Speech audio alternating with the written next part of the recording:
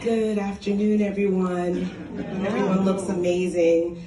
Thank you, Ms. Pam, so much for the lovely introduction. It is a pleasure to be here, and I'm grateful for the opportunity to speak with you all today.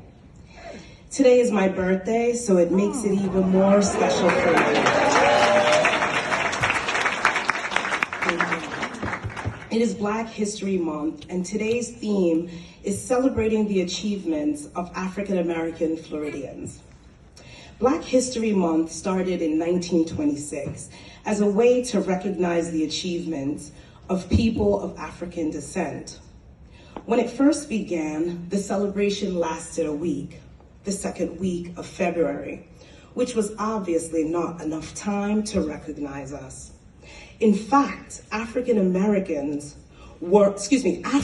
African Americans, Africans were among the first to explore Florida in the 1500s. It's a wonderful time to step back and recognize the many gifts African Americans have brought to our nation. Let's reflect on some noteworthy Floridians for a moment. Dr. Mary McLeod Bethune, an advisor to 5 US presidents. She opened up a school for Black girls that eventually became the historic co-ed Bethune-Cookman University in Daytona. Thelma Butterfly McQueen, known for her role in Gone with the Wind, was a Tampa native. Sidney Poitier, as mentioned earlier, born in Miami to Bahamian parents, was the first Black man to win an Academy Award for Best Actor. Ray Charles, Jackie Robinson, Emmett Smith, Angela Bassett. These people and so many others broke down barriers and stood against injustice. In their own way, they helped us pull together as a nation. As you can see, those of African descent have made their mark, not just in civil rights, but in music, literature, arts, sports, politics, medicine, and more.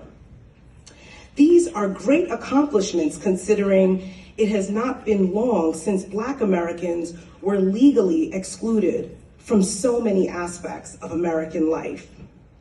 Even as a young person, I do experience the sting of that lifestyle. For me to get where I am today, I overcame many obstacles. It started out in childhood being made to feel that because of my skin color, I was not good enough. I withstood the brainwashing because although I was born in America, I had lived in Africa at a young age. I was exposed to the idea of equality and prosperity. I was surrounded by successful people who were Black. I went from the university to the medical school and earned a master's in business administration to finish off with residency and fellowship. I was oftentimes the only Black female around. Sometimes it felt like I spent more time fighting battles than getting educated. I'm grateful I had pioneers who charted the waters before me and allies who charted the waters with me. We still have a ways to go. I'm still the only Black female nephrologist in Orlando. My medical practice has stood for the past decade, and I continue to grow and diversify myself. You know, knowledge is one of those things that once you get it, no one can take it away from you. Now we're in a time where that knowledge is strategically being withheld from you. There is unimaginable hurt in the African American community, given the long history of senseless deaths and strategic exclusions. We must be humble enough to learn about and change our biases. While we know each person has a unique and individual experience, there's still a lot of problems, many of which can be traced to racism. However, I ask and challenge each one of us to seek and listen to the personal experiences of your colleagues, friends, and family of African descent. Listen with an open mind, heart, and move forward with a new commitment to live a higher standard. We can no longer be silent and neutral. We need allies and advocates and anti-racists even.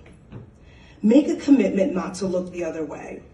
We must all be responsible to loose the chains of injustice. Thank you again for the honor of speaking with you today. It has truly been a pleasure.